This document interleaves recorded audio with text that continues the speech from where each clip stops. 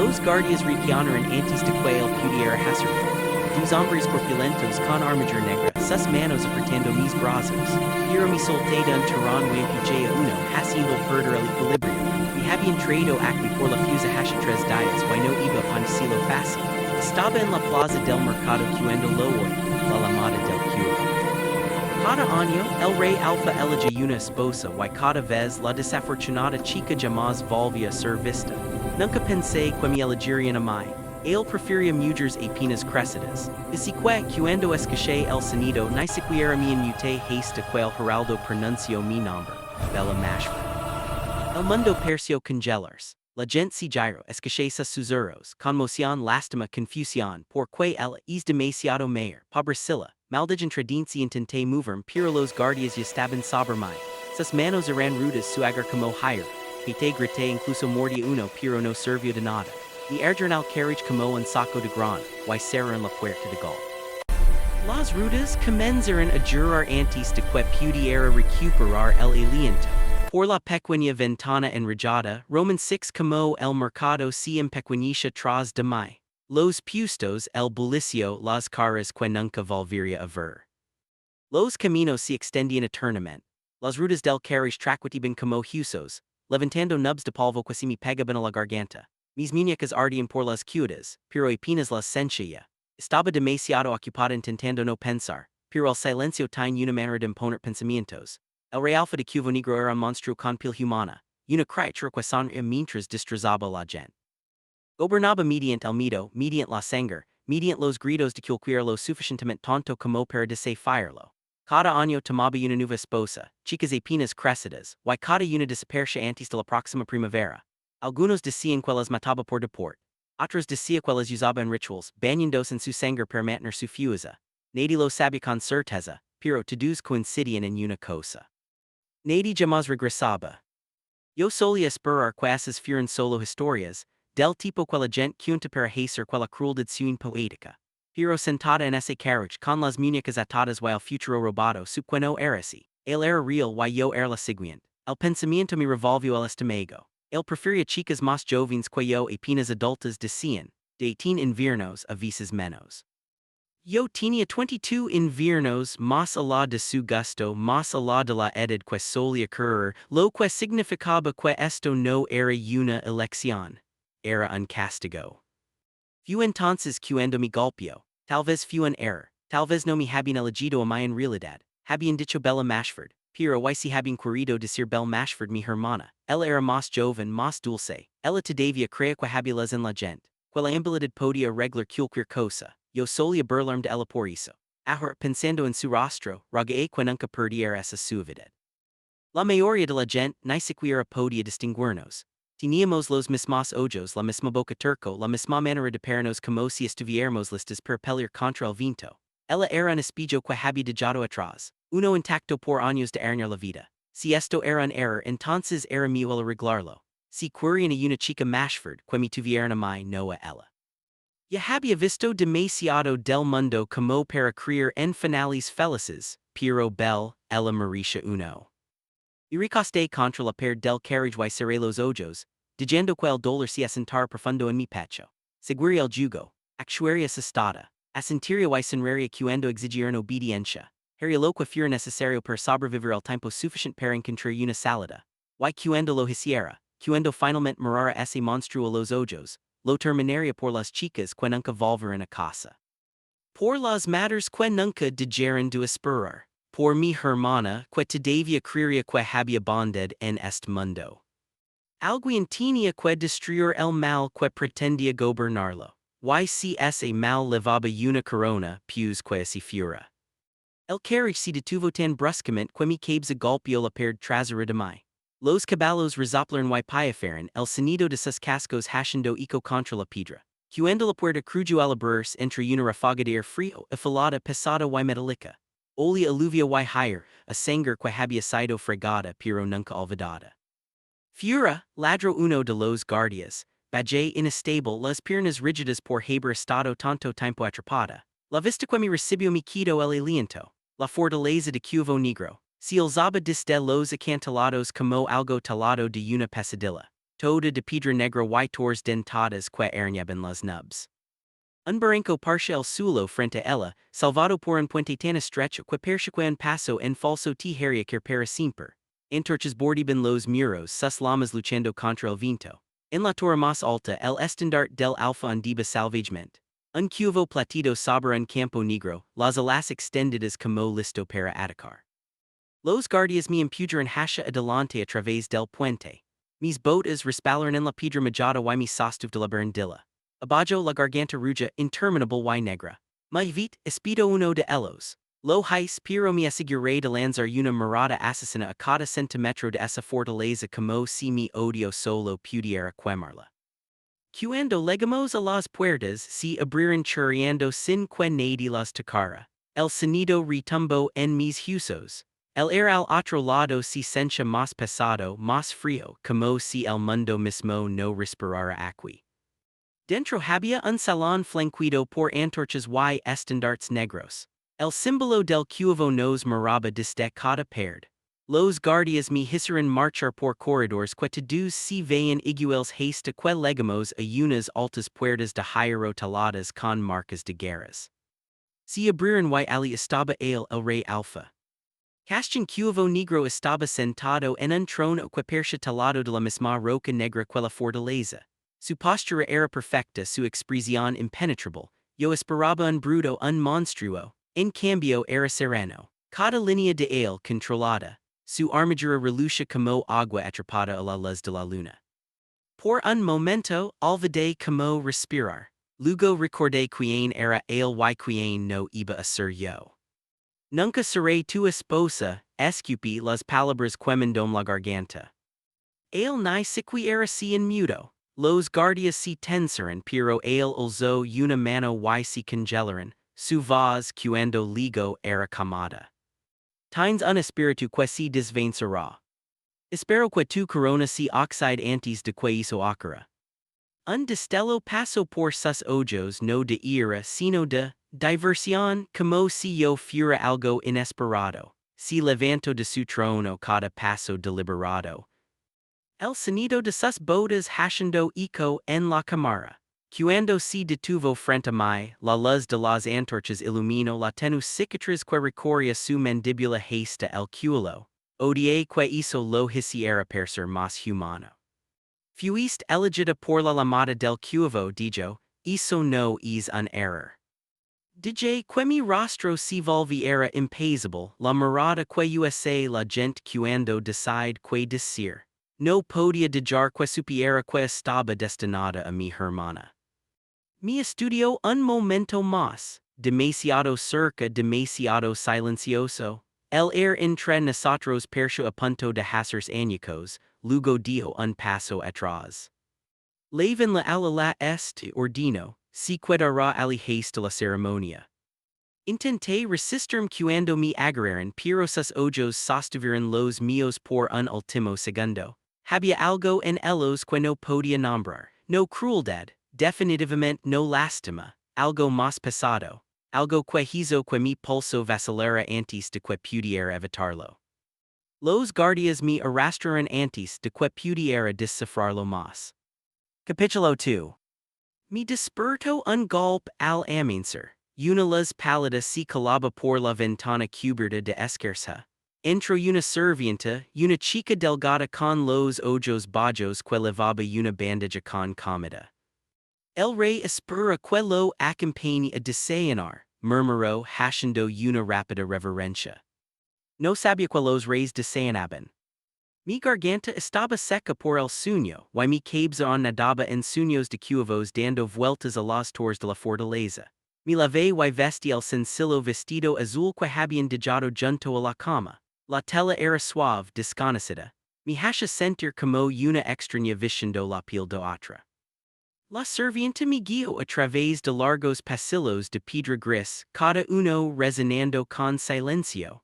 Cabezas de lobo estaban taladas sobre los umbrales y estandartes colgaban pesados de las paredes. Seda negra bordada con hilo platido. Cuando entramos al comedor casi me detuve por la sorpresa. No era grandioso. Sin corona, sin court, solo una larga mesa de madera junto a un hogar y un hombre sentado a su cabecera. Castion levanto la vista cuando entré. No levaba armadura, solo un abrigo oscuro, un anillo de plata en la mano, y el tipo de postura que hace que el mando persca sin esfuerzo. Seeing Tate, dijo, su voz era calmada ni dura ni amable, pero levaba el peso de una orden que no dejaba espacio para discusión. Me senté frente a él. Los servientes llenaron mi plato y servían té caliente antes de desaparecer tan silenciosamente como fantasmas. Durante un rato, el único sonido fue el crepitar del fuego.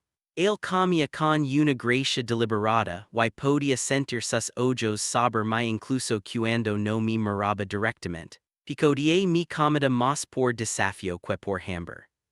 No dormiste, dijo después de un momento. He dormido peor, respondí. Su mirada se dirigió a la cadena todavía cerrada alrededor de mi muñeca, una prenda que las doncellas me habían puesto la noche anterior. Puedes quitártela, dijo. Vacilé, no es una regla. Es un adorno, dijo suavemente, no una regla. Algo en su tono me hizo obedecer. Desabroché la cadena y la dejé a un lado. No comentó más, pero Roman 6 el más lieve temblar en la comisura de su boca, como si le hubiera sorprendido de nuevo. Parecía más un soldado que un rey. Sus manos eran ásperas, sus ojos ligeramente rodados de cansancio. Las cicatrices en su ceja captaban las. No me parecía un hombre que se escondiera tras el lujo o la crueldad. Más bien parecía alguien cargado por ello. Odié haberme dado cuenta. Cuando terminó la comida, se levantó. Comenzarás lecciones de etiqueta cortesana esta semana, dijo. ¿Qué clase de etiqueta exige la corte de cuvo negro? Lealtad respondió, respeto, honestidad. Esa última palabra se retorció en mi pecho. La honestidad era lo único que no podía permitirme, no cuando vivía bajo el nombre de mi hermana. Se detuvo en la puerta. Tines preguntas, dijo sin volverse. Tradué saliva, porque eliges una esposa cada año. Miro por encima del hombro camado y impenetrable, porque el reino lo exige. Esa no es una respuesta.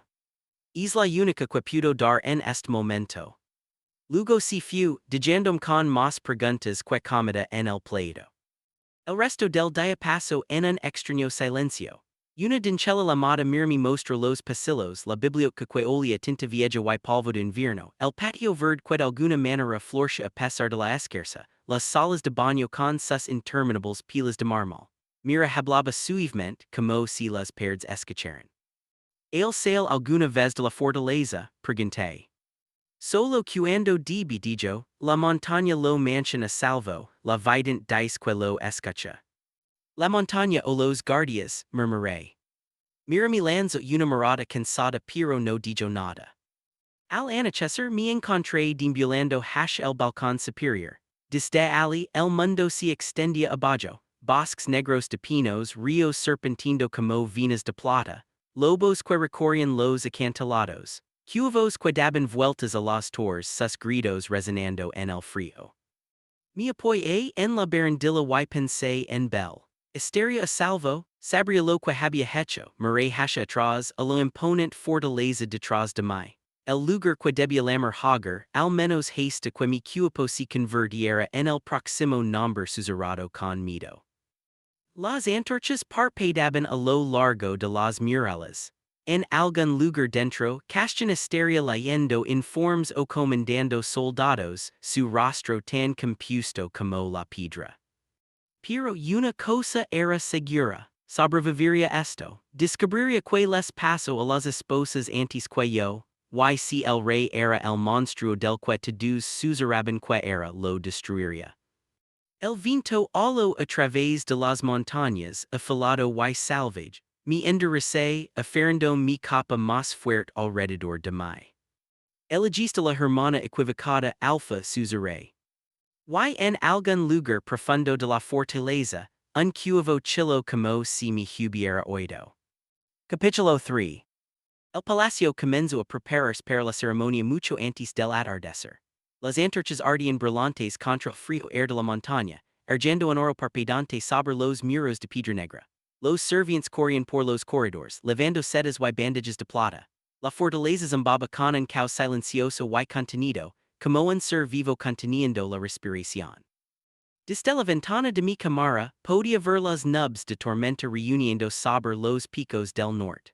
Rodaban espesas y oscuras, como si la montaña misma estuviera enojada.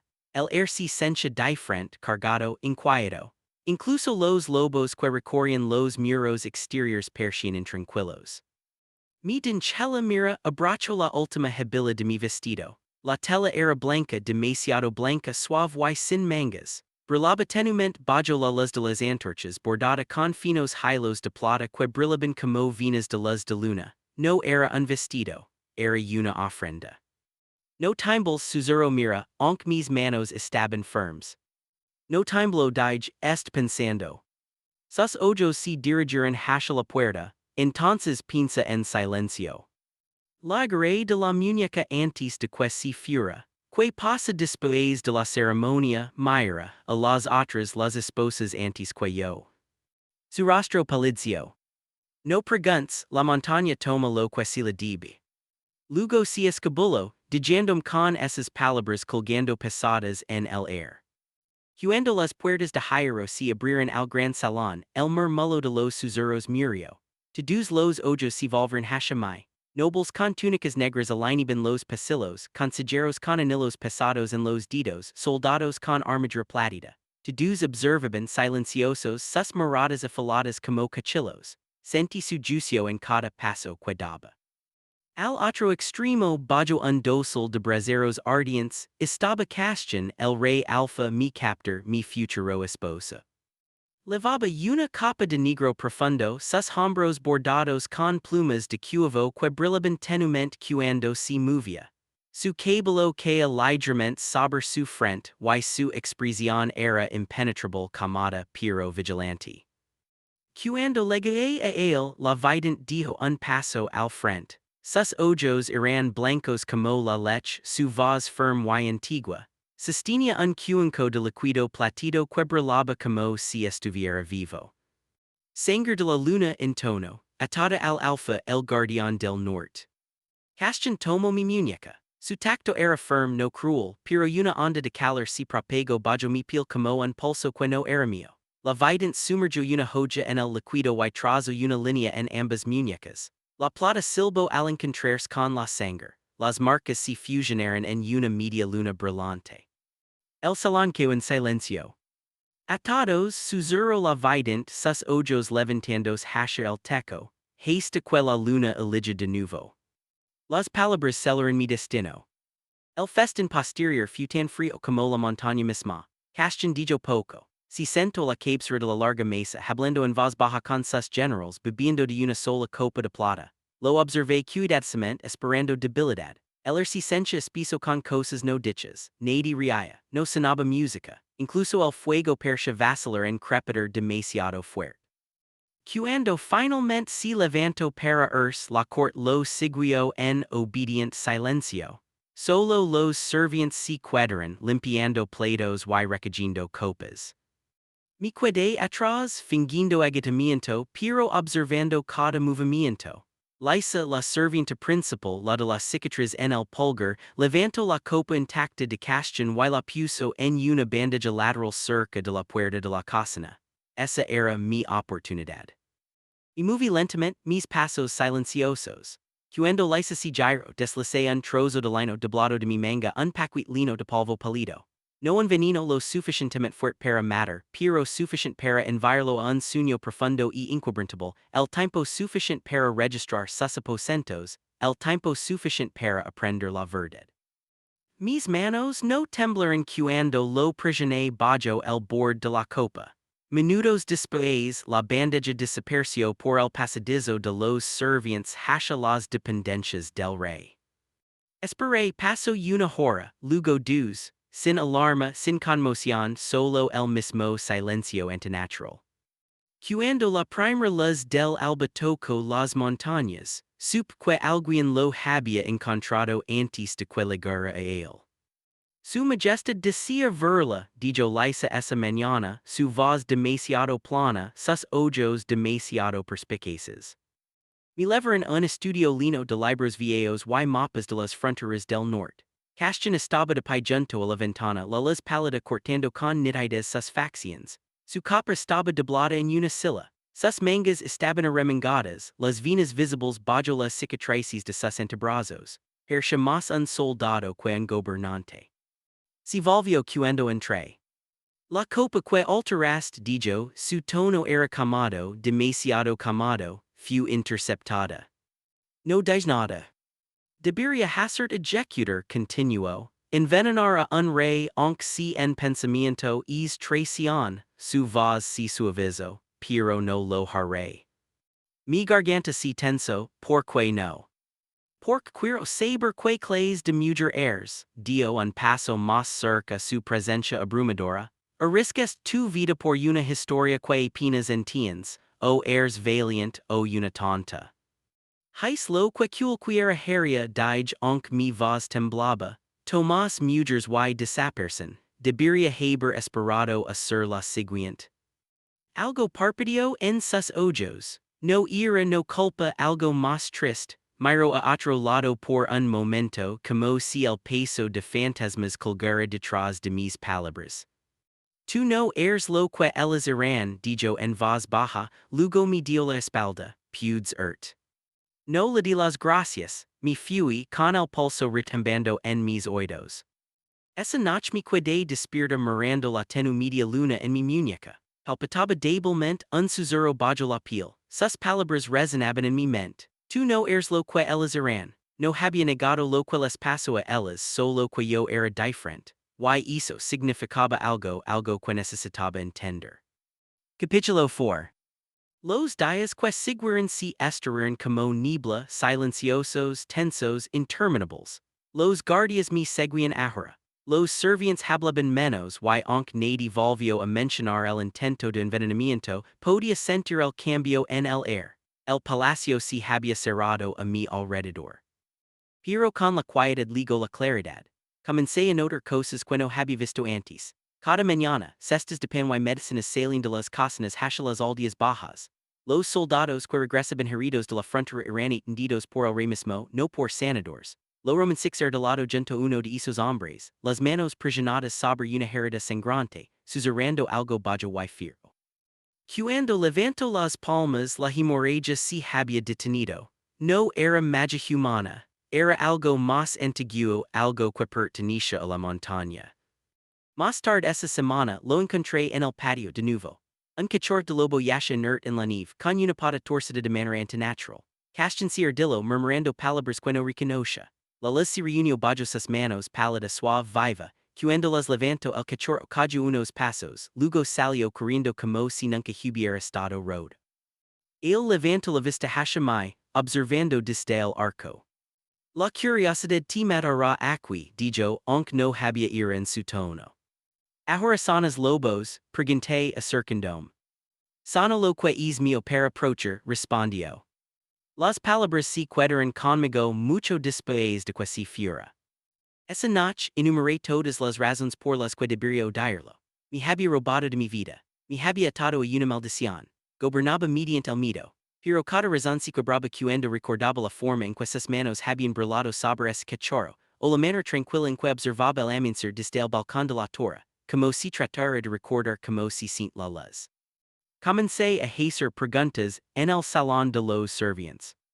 La mayoría palidecía al mencionar a las esposas. Una doncella mayor con la voz temblorosa susurró, no hablamos de ellas, la vidente lo prohíbe. ¿Por qué insistí? Porque hablar despierta lo que duum debajo, dijo, y se apreyuro a ers. Las palabras se clavaron en mi pecho como estilas. En la cena dos noches después finalmente me enfrenté a Castion de nuevo. La mesa era larga, pero éramos los únicos dos sentados. La luz del fuego arrojaba patrons cambiantes sobre su rostro. Hablim de ellas dije, las otras las esposas antes que yo. Dijo su copa, su mirada sostuvo la mía por un largo momento insoportable, luego dijo, no me creerías. Inténtalo. Si reclino ligeramente la luz del fuego iluminando la cicatriz a lo largo de su mandíbula. Ellas murieron por mi culpa. Lo sé pero no de la manera que crees. Mi estómago se revolvió, ¿qué significa eso? Significa que hay cosas peores que los reyes, dijo suavemente. Y algunos de nosotros somos meramente los que se interponen entre ellas y ustedes. El peso de sus palabras golpeó más fuerte que cualquier espada. Se levantó de la mesa y se fue, dejando su copa medio llena, el vino oscuro como la sangre. Esa noche el viento holo a través de las montañas como una advertencia. Soñé con lobos discarando sombras y con un rey sangrando bajo una luna que no se ponía. Cuando desperté, un trueno retumbó a través de el cielo estaba despejado. Las paredes temblaron. Los servientes susurraron que el alfa se había encerrado en la sala de guerra, que la vidente había sido convocada, que algo antiguo se había agitado en el norte. Fui a la ventana. El horizonte brillaba débilmente en rojo, y el aire sabía jairo. Las historias siempre habían sido enredadas mitad verdad mitad pesadilla. Pero ahora entendí una cosa con certeza. El hombre al que había jurado matar no era el monstruo al que el reino temía. Era su escudo, y ese escudo se estaba resquebrajando. Capítulo 5. Pasaron 3 días antes de que lo viera de nuevo. La fortaleza había cambiado. Se sentía más pesada como si el aire mismo se hubiera pasado con inquietud. Los guardias ya no hablaban en los corredores. Lobos recorrían los balcones superiores gruñendo a la nada. Incluso las antorchas parecían ardor más débil, sus llamas parpadeando azules en los bordes. Algo se acercaba, todos lo sentían. En la cuarta mañana, un golpe me sobresaltó de un sueño intranquilo. Era Marin, el mayordomo, un hombre cuya expresión nunca se movía de la neutralidad. Sostenía un pergamino doblado selado con el escudo real. Su majestad pidió cuál era esto, dijo. Mi estómago se hundió, rompí el celo esperando una orden, en cambio encontré una carta del registrador de mi aldea, la tinta todavía estaba fresca. Al fondo Roman 6 el nombre de mi hermana, Bella Mashford 18 años, hermana Bella Mashford 22. Debajo de eso la escritura del registrador decía, se ha reportado un error clerical, la hija menor era la destinada a la selección. El mundo se inclinó, mi visión se nubló mientras las palabras se quemaban en mi mente. Alguien había descubierto la verdad. ¿Quién envió esto? Exigí. El mensajero, dijo Marin, el rey ya lo ha leído. El se hizo a un lado y ali estaba el, Castian de pie en el marco de la puerta, los ojos impenetrables. Los servientes se retiraron diciéndonos solos en un silencio que se sentía lo suficientemente afilado como para cortar. ¿Por qué no me lo dijiste? Preguntó, su tono no era frío. Estaba contenido como si estuviera sosteniendo algo peligroso dentro. Porque mi hermana no sobreviviría esto, dije, es gentle todavía cree en la bondad, la habrías destruido. Toma su lugar. Su voz bajó en más, no entiendes lo que has hecho. La salvé espete. Algo brilló detrás de sus ojos brillante y fiero. ¿Crees que esto es sobre sacrificio, sangre por una corona? No lo es, exigí, cada esposa antes que yo desaparezca. Él dio un paso adelante, su presencia llenando la habitación. Desaparecen porque mueren intentando prochert. Las palabras golpearon como un puñetazo, lo miré fijamente con el corazón palpitando. Procherm de que. Se volvió camino una vez antes de detenerse junto a la ventana, con las manos apretadas a los costados. El vínculo exige equilibrio, dijo finalmente. Cada alfa está atado a una fusa más antigua que nuestra especie, la blight. Si el equilibrio falla, consume la vida de la esposa para volver a dormir. Cada muerte nos compra un año más de paz. Si volvió Hashemai su expresión talada por el cansancio, tu hermana no habría sobrevivido al vinculo. Na yo debería. Entonces por que sigo viva, su Seré. Porque rompiste el patrón, si acerco su voz espera. La profecia hablaba de una quatraria confusión a la maldición. Un rostro joven un alma vieja, nunca se suponía que fueras elegida pero cuando tomaste su lugar la blight te aceptó de todos modos, ahora no sabe que hacer contigo. Los alidos murmuré, las tormentas los lobos. Él asintió, la maldición está inquieta, la despertaste demasiado pronto. Mis rodillas amenazaron con ceder, apoyé una mano en el escritorio para mantener el equilibrio. Así que condenado a todo tu reino. No dijo suavemente, intentabas salvar a tu hermana, eso es lo que te hace diferente. Él encontró mi mirada entonces y por primera vez Roman 6 algo crudo en sus ojos, no poder no orgullo sino miedo. Ayúdame a detenerla, dijo en voz baja, antes de que nos mate a todos. Los días que siguieron se distribuyeron en horas de insomnio. A don fura sencha el cambio. La montaña gemía por la noche, las paredes se estremecen y susurros cabalgaban en el viento. Los servientes rezaban en silencio cuando pasaban por las escaleras del templo. No sabía si era la culpa o el deber lo que me mantenía despierta, pero no podía olvidar sus palabras. Ayúdame a detenerla. Al anochecer ligó la convocatoria. Capítulo 6. El templo yace profundo bajo el palacio, talado en el corazón de la montaña. Seguía castión por una escalera de caracol iluminada por antorchas azules. Cuanto más bajabamos más frío se volvía el aire hasta que mi aliento salía en nubes. La cámara en el fondo era vasta, sus paredes taladas con runas antiguas que brillaban débilmente, palpando como venas bajo la piel. El suelo era un círculo perfecto de incrustaciones de plata lino de marcas que parecían a la vez hermosas y terribles. Aquis donde comenzo, dijo castión su voz hizo eco suavemente, donde mi lineage auto por primera vez a la blight, coloco la antorcha en su soporte y se volvió Hashemai. Antes de mi reinado antes incluso del de mi abuelo había un alfa llamado Valrich, cuya fusa eterna. Encontró algo bajo esta montaña una sombra que se la mob.